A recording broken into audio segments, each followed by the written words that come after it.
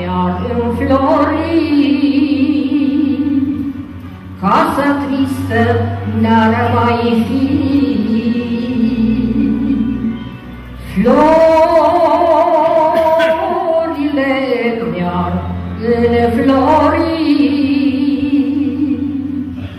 casa tristă n-ar mai fi.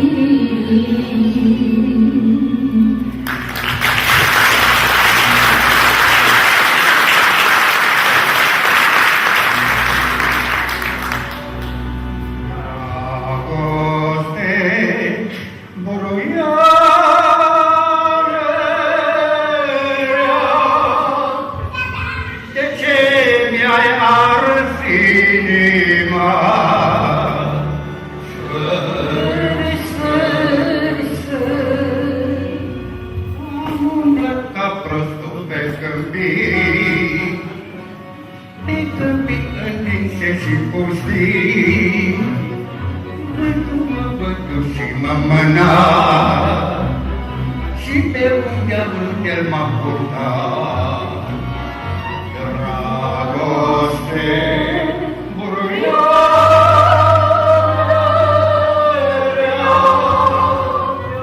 de ce mi-ai ars inima?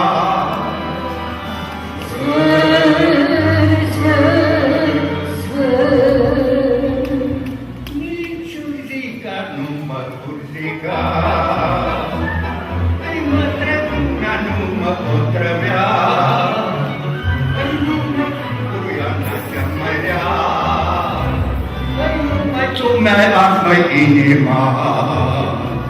La la la la la la la la la. La la la la la la la la la. La la la la la la la la la. La la la la la la la.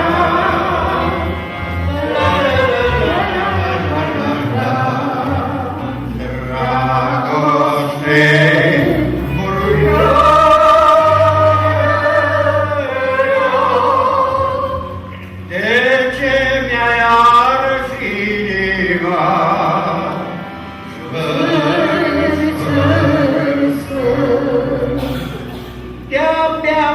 încep să te înțeleg și la noapte vin să te culeg.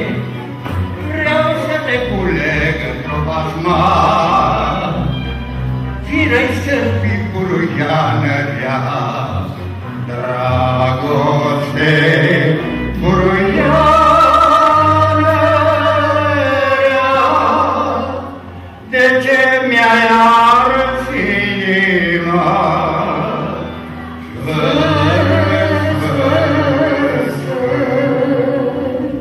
De-abia acum încep să te înțeleg și la noapte vin să te culeg. Vreau să te culeg într-o basma, firei să fii buruiană mea.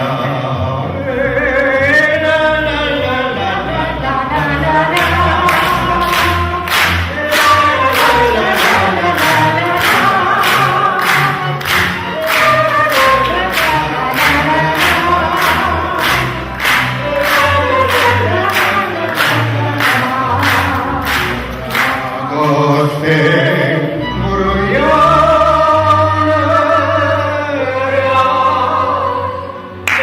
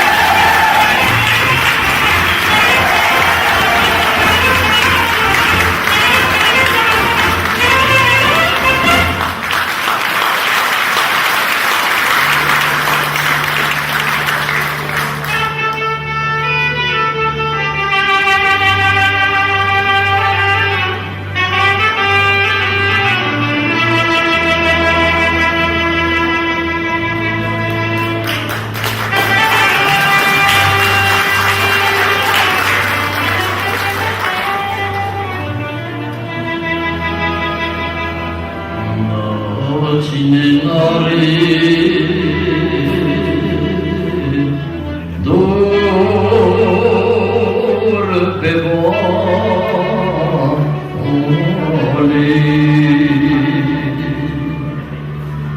dar cine n-are dor pe vale,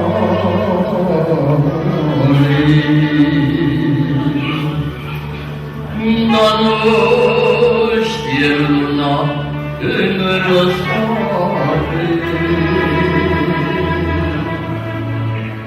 Ai dorici noaptea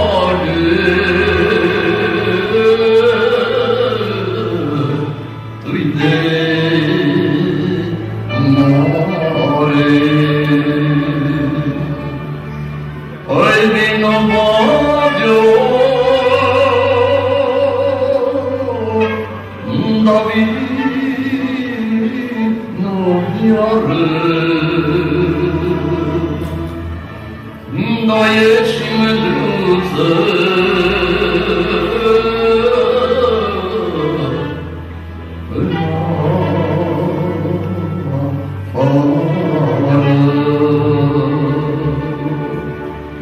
și vaiu, vaiu, vaiu, Badio, las emne soare, și cine n-are dor pe lună,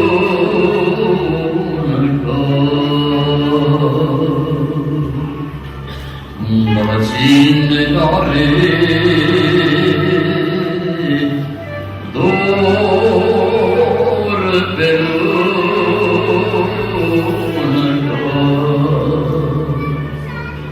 dar nu știe luna când se culcă. Ai dorici noaptea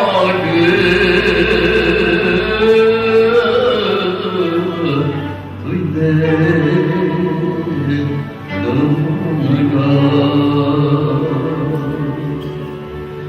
Ai vino Badio, dar vino iară, da ești mândruță,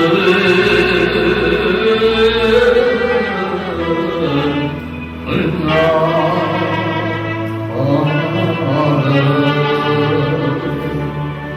Și vaiu, vaiu, vaiu, Badio,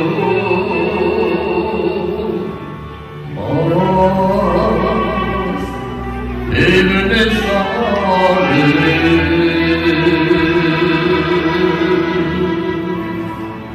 ai tu nu vrei, tu nu vrei, tu nu vrei, ai tu nu vrei, tu nu vrei, tu nu vrei. Baio, baio, ale vreau, adesea te iau. Baio, baio, baio vreau, și-am iubit să iau.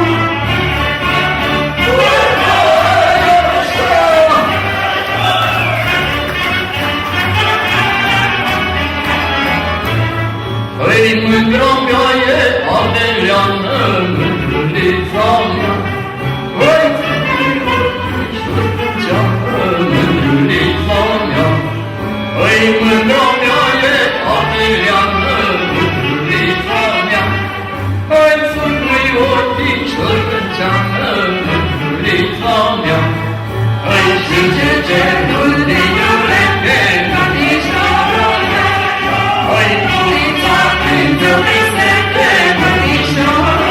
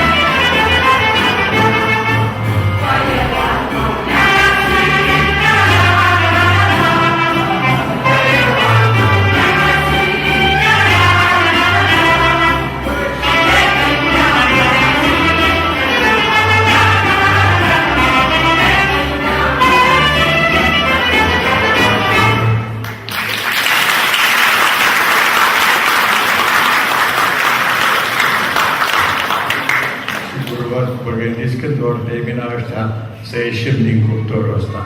Dar deocamdată trebuie să le suportați. Dragii mei, faine și minunate sunt televizoarele la Casa Omului. Întâi și întâi am avut discuție cu nevastă mea și cu soacră mea. Că la ce ne-a trebuit, la ce ne-a folosit. Tu, femeie, te uita să dea ție bine să stai de aici cuc în dricul patului să strâncănești și să scânte, hai mai fain oameni din lume. Păi gândește-te că acolo este unul care are o singură sprânceană, Hăruță Căciulescu. Și este Florian Cherse. Și o mai fain că ăsta nu există când e emisiune cu el. Eu mă duc de acasă și te las singură. Zice, mediule, dacă așa mult îți plac televizoarele, cumpără-mă, dar nu mă unul. Și am cumpărat, dragii mei, am cumpărat un televizor și acum m-am gândit cine să-mi instaleze.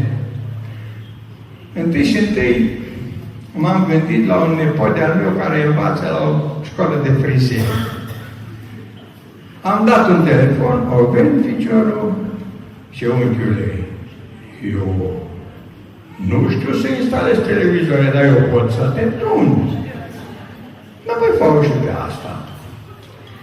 Și s-au apucat oameni buni într-o după masă, au pus caietul pe masă, creionul, piapterul și farfeca și s-au apucat să mă tundă. Tăia un fir și fugea la caiet și calcula. Și iar mai tăia un fir și iar fugea la caiet și calcula. Până la oară, mi-o măsura distanța din vârful capului până la urechi și de vârful capului până după ceas. Când am fost gata, m-am uitat în oglindă, și mâine poate nu te aș de ochi, dar mă tem că nu ți-o prea ieși bine socotelile. Pe cum să nu mai am bun că aveam un părciune mai jos și unul mai sus. Zice, unchiule, eu am lucrat după carte, nu-s vinovat că dumneata te-ai născut cu o ureche mai jos și cu una mai sus.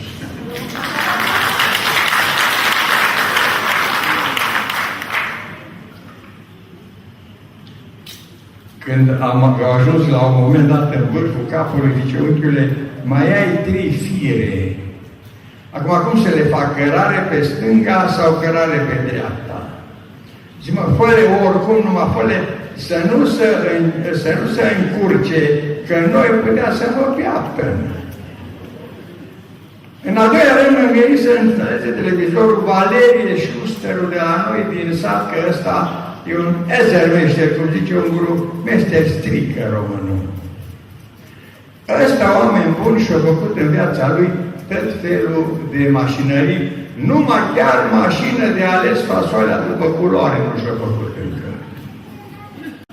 Zic, mai Valerie, eu te las să-mi instalez televizorul meu, dar să nu se vadă la mine imaginea ca la domn Părinte Giurgea cu capul în jos. Că eu somn greoi, bă.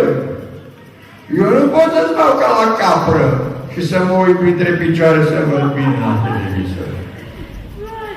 Deci lasă, vale, că zice, dacă chiar vrei, eu așa ți-l instalez, te nu vezi nimic la el. Și mi l-a instalat, oameni. 800 de lei m-a costat numai drotul de la antenă. Mi-a pus antena într-un vârf de deal. Acum, ce să zic? Se vedea. Se vedea, nu prea bine, dar se vedea. Dar de auzit, apoi de auzit, s-auzea extraordinar. S-auzea la televizorul meu cum se ceartă domnișoarele de la telefoane. Și din capătul ăla al din Ograda Mării Boi Boțoi s-auzea la televizorul meu cum suc purșei la scrofă.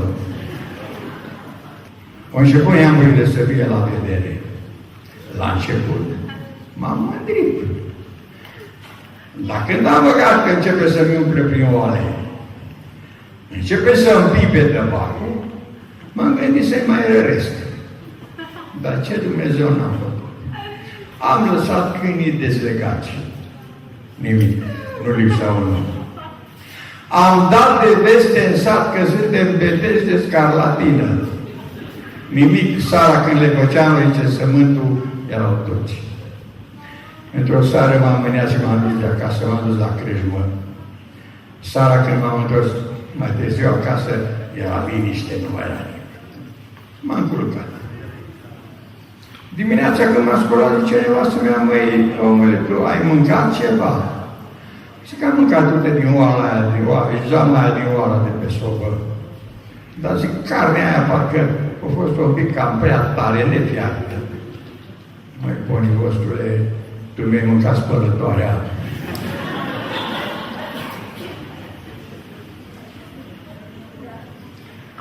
Am suit pe ficiorul meu în pod, s-a stup pe orloiu. Tot fumul a ieșit în casă. Tușau de gândeam că mor acolo. Li se înroșiseră ochii ca la ierburii de Angora. Dar nu lipsea unul. Încă vă rog eu toate roșii, zic, hai măi, dinule, de știam ce fum bun, hai mă. Mi-aduceam și slăninile. Apoi ce-am făcut cu socră mea, sate, povestiul îi spunea de dată, am o zi numai sănătate bună.